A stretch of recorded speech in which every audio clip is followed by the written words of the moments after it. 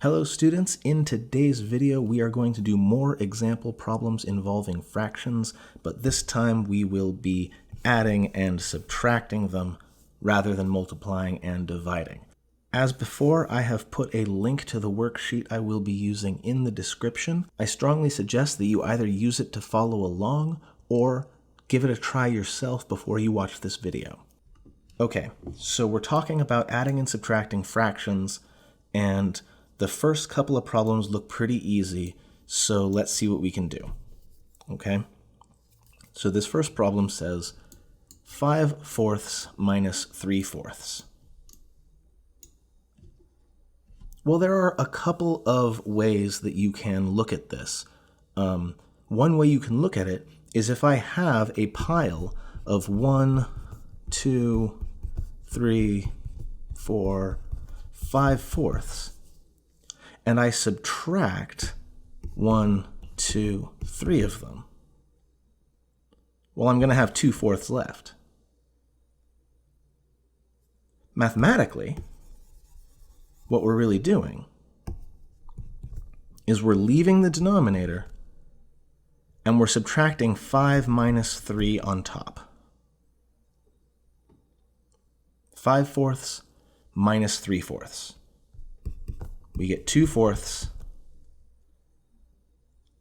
And again, just to make sure everyone's on the same page, 2 is the same thing as 2 times 1.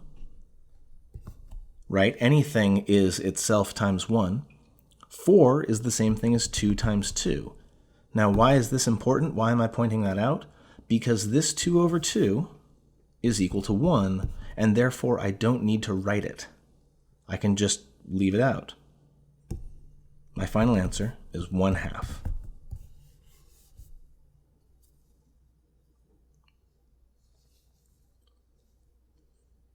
It's pretty easy when you have a common denominator already. When you have that bottom number the same, it's a whole lot simpler. Let's take a look at number 2. 3 over 2 minus 1 over 2. So same deal, since we already have the same bottom number, we're already dealing with two cakes that are cut the same way, so we can start talking about adding and subtracting directly. If I have 3 over 2 minus 1 over 2, well, that's 3 minus 1 over 2. 3/2 minus 1/2 is 2/2, which is 1. 3 over 2 minus 1 over 2 is 1. Number 3, 2/5 plus 4/5.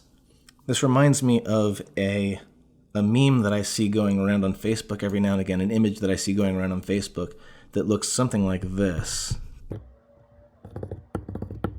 And it's a reference to an old Dr. Seuss book. Anyway, we have 2 over 5 plus 4 over 5.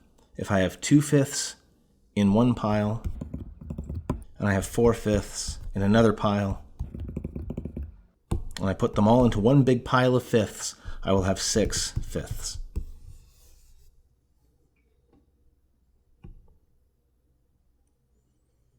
As a side note, chances are good your teacher is not going to accept your work if it looks like this. This is just for demonstration. I strongly suggest you use this method instead. Number 4, 1/3 minus 1/3. Well, that's a silly question. The answer is 0, right? Anything minus itself is 0, so no sense in wasting any time on that one. Let's move on. Oh, hey, look. Number 6 is 1/2 minus 1/2. That's also 0. Always nice to get free points.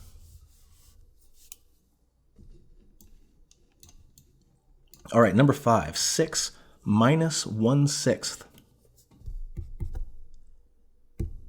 Again, at this point, it should be habit. When you see a whole number hanging out with fractions, you should automatically be putting it over 1 and getting ready to do some conversion.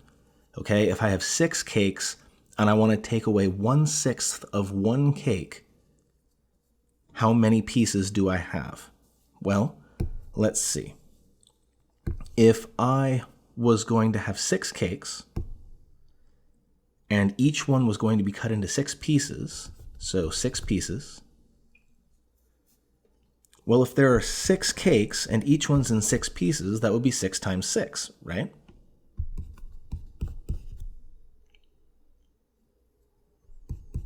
So that's 36 over 6. So if I took all 6 of those cakes and I cut them each into 6 pieces, then that's a total of 36 pieces. I subtract one of those pieces, and that gives me 35 over 6 as my final answer.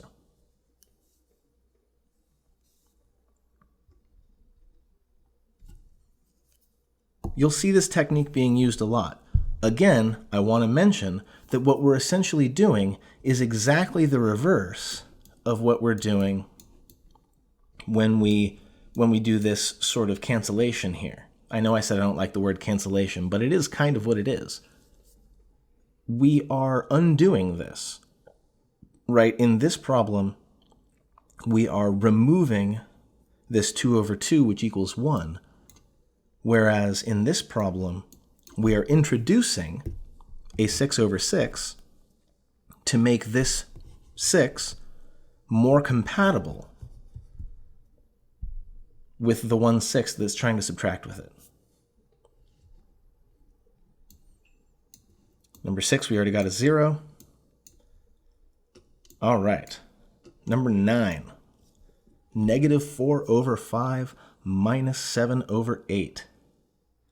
Now, here's where things get a little bit weird because we have unlike bottom numbers. The 2 cakes are not being cut in the same denominations. But remember from before, if we had a cake that was like cut in half and a cake that was cut into thirds, if you recall, if we take the cake that's cut into thirds and cut each piece in half, and if we take the top cake that's cut in half and cut each half into thirds, then we will automatically end up with the same size pieces in the end. When you were in middle school, you probably learned about trying to find the LCD or the LCM using the GCF or whatever. All of that works, but it seems to me like it takes a lot more steps than we really need. All right? All you have to do is take the 2 denominators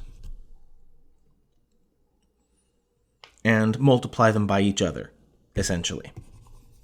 Okay? I'm going to take this 7 over 8. I'm going to multiply by the denominator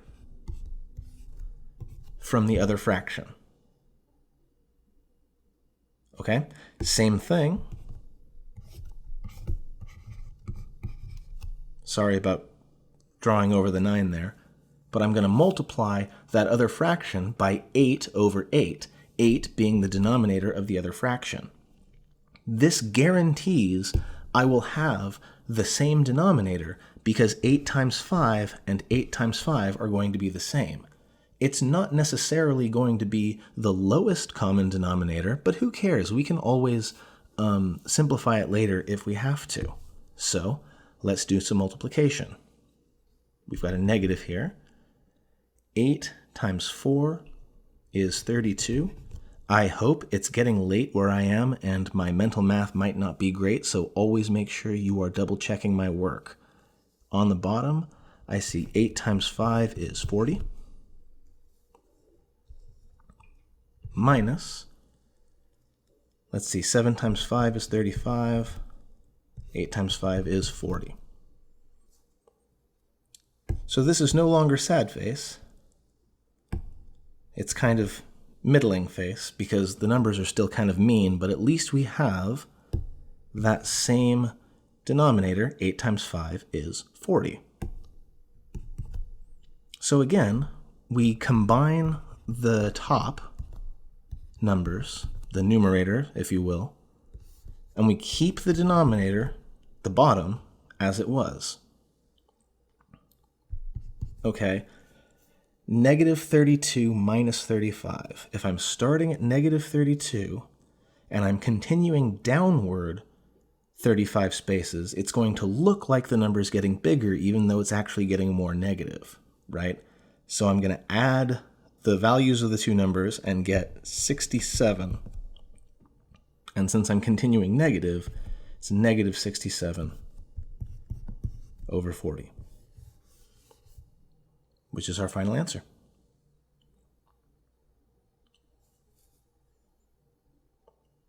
So again, you don't have to memorize things like LCM and LCD and GCF and all those other things. Just remember, the easiest way to get the same number on the bottom is to take the two numbers and multiply them together. Let's try another one. Number 10. 1/3 minus 5/3. Well, I hope you all don't mind if I just go ahead and put a quick plus on there, because if you remember, when you're subtracting a negative, that means you're going upward, right? It's the same thing as adding. Subtracting a negative is like removing debt. It's the same thing as adding. Okay, so if I have 1/3 plus 5/3, well, that's going to be 6/3. And remember that this is a division problem. 6 divided by 3 is 2. And that's our final answer.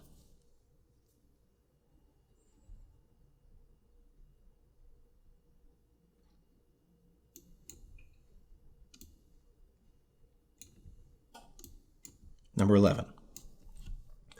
Negative 1/3 times 3 over 8. So same as before. I'm going to multiply this rightmost fraction by 3 over 3 because that is the denominator of its, I don't know, partner, its fellow addend. Because that's an 8, I'm going to multiply this other one by 8 over 8. Again, in both instances, I'm just multiplying by 1. That's legal. Over here on the left, I get negative 8 over 24 plus, let's see, 3 times 3 is 9 over 24.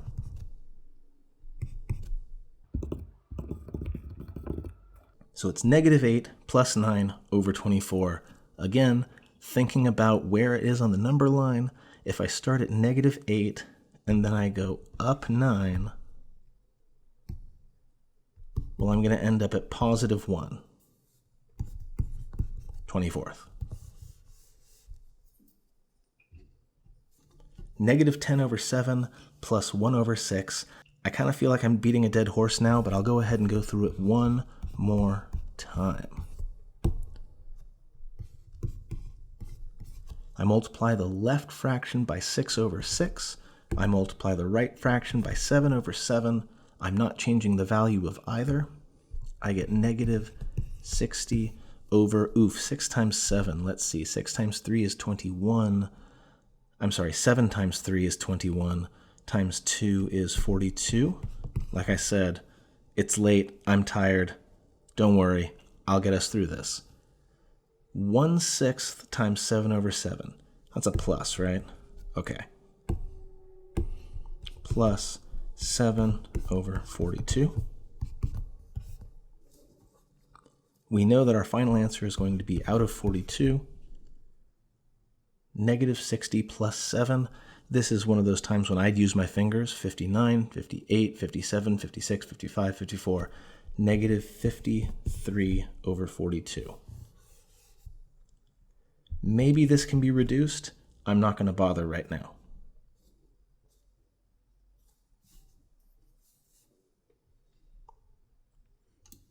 So those are the kinds of normal example problems that you're likely to see on a regular worksheet or homework assignment. Now, as I said before, fractions are going to keep coming up over and over again. That's why I spent so much time doing these reviews. Every topic that I bring up from here forward will have problems that include fractions in them just to keep you sharp. So make sure, if you don't quite understand this, that you go back over my previous videos. Make sure you check out the videos that should be coming up right about now if you still need extra support. And as always, if you have any questions, do leave them in the comments. I will try to respond to as many of them as I can. Thanks very much for watching, and I hope to see you next time. Take care.